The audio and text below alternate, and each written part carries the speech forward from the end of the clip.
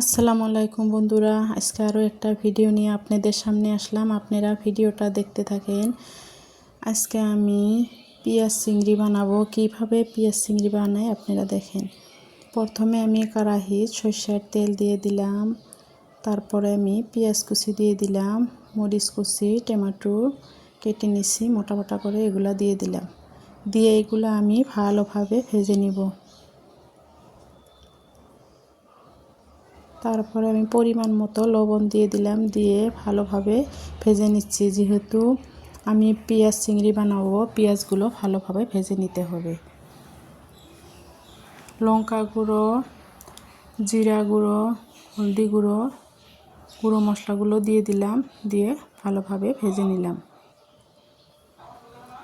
এবার অল্প পানি দিয়ে আমি ভালোভাবে কষায় নিব।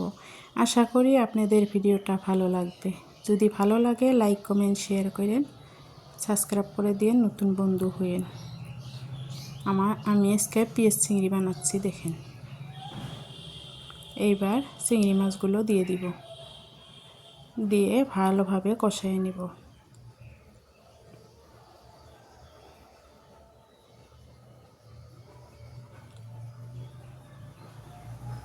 সুন্দরভাবে আমি পেঁয়াজের সঙ্গে কষাইয়ে নিচ্ছি চিংড়িগুলো।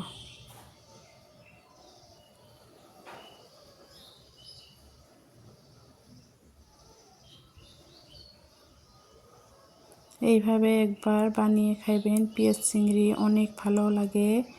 ঘরোয়াভাবে আমি কম তেল মশলা দিয়ে বানিয়ে নিলাম।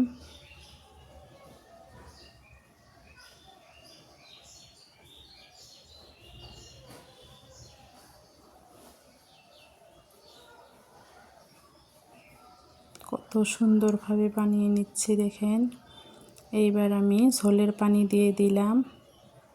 যেহেতু কষাতে কষাতে সেদ্ধ হয়ে গেছে, বেশি পানি দিতে হবে না, অল্প পানি দিলে হয়ে যাবে। দেখেন সুন্দরভাবে বলক চলে এসেছে। আমি যেভাবে বানাই সেইভাবে আমি আপনাদের সাথে শেয়ার করলাম। আপনারা হয়তো এর থেকে ভালো করে বানাতে পারেন,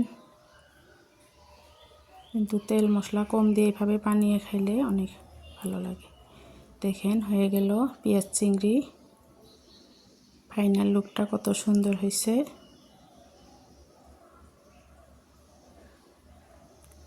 আপনারা ভালো থাকবেন, সুস্থ থাকবেন।